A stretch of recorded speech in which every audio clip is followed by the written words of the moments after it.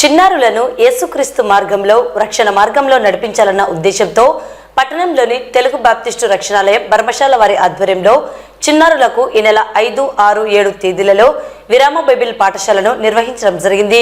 ఈ రోజు చిన్నారులచే RS road నందు ర్యాలీ నిర్వహించారు. విబిఎస్ పాఠశాలలో గ్రోయింగ్ లీడర్స్ అన్న ప్రధాన అంశంతో చిన్నారులకు బైబిల్ కథలు, పాటలు, స్కిట్స్, రంగులతో బొమ్మలు గీయడం, వివిధ బైబిల్కు సంబంధించిన అంశాలను తెలియజేయడం జరిగింది. దేవుని బిడ్డలారా, ఈ ఉదయకాల సమయంలో సిబిసి కార్యక్రమాలు పాల్గొంటున్న చిన్నపిల్లలందరికీ సంఘానికి తెలుగు బాప్టిస్ట్ రక్షణాలయం తరపున ప్రత్యేకంగా వందనాలు తెలియజేస్తున్నాను. గడిచిన 2 దినాల క్రితం చక్కగా విరామ పాఠశాల సిబిసి కార్యక్రమం చక్కగా జరిగింది. ఈ చివరి దినం ర్యాలీ కార్యక్రమానికి వెళ్ళబోతుండగా కార్యక్రమంలో సహకరిస్తున్న స్త్రీల సమాజానికి, సంఘ పెద్దలకు, సండే స్కూల్ పిల్లలకు ప్రత్యేకంగా వందనాలు తెలియజేస్తున్నాను. ఈ కార్యక్రమంలో ప్రోత్సహించిన వారందరికి కూడా మరొకసారి వందనాలు తెలియజేస్తూ సిటీ కేబుల్ వారికి కూడా ప్రత్యేకంగా వందనాలు తెలియజేస్తున్నాను. దేవుడు మిమ్మల్ని, మీ కుటుంబాలను దీవించి ఆశీర్వదించును గాక. ఆమేన్.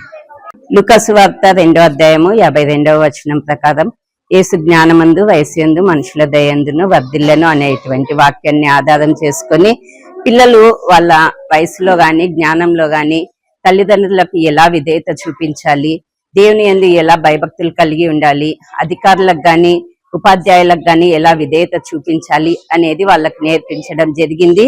యేసుక్రీస్తును మాదిరిగా చూపిస్తూ వాళ్ళకి ఈ విషయాలన్నీ మేము బోధించి ఉన్నాము. పిల్లలు కూడా చాలా ఆసక్తిగా విని ఉన్నారు. చాలా విషయాలు వాళ్ళు నేర్చుకుని ఉన్నారు. వాళ్ళ జీవితంలో మేము నేర్పించినటువంటి ఈ పాఠాలు వాళ్ళకి ఒక ఉన్నత స్థాయికి తీసుకొని వెళ్తాయి అని మేము ఖచ్చితంగా విశ్వసిస్తూ ఉన్నాము. మొట్టమొదటిగా దేవునికి వందనాలు చెల్లిస్తున్నాము. ఉదయకాల సమయంలో తండ్రి, మేము ఈ 2 రోజులు సండే స్కూల్ మొదలు పెట్టినాము. ఈ రోజు 3వ దినము. మేము పిల్లలకు చాలా పాఠాలు, కథలు, స్కిట్లు అన్ని వేపించినాము. దీని ద్వారా తన దేవునికి మహిమ కలుగును గాక. తెలుగు బాప్టిస్ట్ రక్షణాలయం సంఘంలో మరి 3 రోజులుగా విబిఎస్ జరుగుతుంది. మేమందరం కూడా 2025వ సంవత్సరంలో గ్రోయింగ్ లీడర్స్ అనేటువంటి థీమ్ తో మేమందరం బిడ్డల్ని నడిపిస్తూ ఉన్నాం. చిన్నపిల్లలందరినీ కూడా యేసయ్య మార్గంలో నడిపించడం అనేది మాత్రమే మా వంతు. పిల్లలందరూ కూడా రక్షణలోకి నడవాలి అని ప్రభువారు చెప్పారు. ఆ విధంగా చిన్న బిడ్డలందరినీ కూడా మేము ప్రభువైన యేసయ్య వాక్యాల ద్వారా నడిపిస్తున్నాం. గ్రోయింగ్ లీడర్స్ అంటే బైబిల్ గ్రంథంలో చాలా మంది గ్రోయింగ్ లీడర్స్ ఉన్నారు. అయితే వారందరినీ ఉదాహరణగా చూపిస్తూ చిన్న బిడ్డల యొక్క జీవితంలో ఆ మాటలన్నీ కూడా అవలంబించేలాగా మేము నేర్పించడానికి ప్రభు చూపిన కృపను బట్టి మీకు వందనాలు చెల్లిస్తూ, విరామ బైబిల్ పాఠశాల సందర్భంగా చిన్నపిల్లలకు బాల్యదినవలేందే సృష్టికర్తన దేవుణ్ణి తెలుసుకోవాలని పిల్లలకు చక్కగా మరి టీచర్స్ చక్కగా బోధించారు. మరి పిల్లలు చిన్న వయసు నుంచి రీతిగా మరి మనుషుల దయలో, దేవుని దయలో వారు వర్ధిల్లాలి, తల్లిదండ్రులకు విధేయులై జీవించాలి, మరి దేవుని యందు భయభక్తులు కలిగి జీవించాలనే వాక్య సత్యాలు చక్కగా బోధించారు. మరి కంఠత వాక్యాలు, మరి చక్కగా పాటలు పిల్లలకు బోధించారు టీచర్స్. మరి టీచర్స్ కూడా ఎంతో మనం సన్మానించాలి. మరి చిన్న పిల్లలందరూ కూడా చిన్న వయసు నుంచి పిల్లలు మరి జ్ఞానంలో, వయసులో ఎదగాలి. మరి ప్రసంగిలో చెప్పబడినట్లు బాల్యదినవలైందే సృష్టికర్తను స్మరణకు తెచ్చుకోవాలనే వాక్య సత్యాలు బిడ్డలకు నేర్పించారు.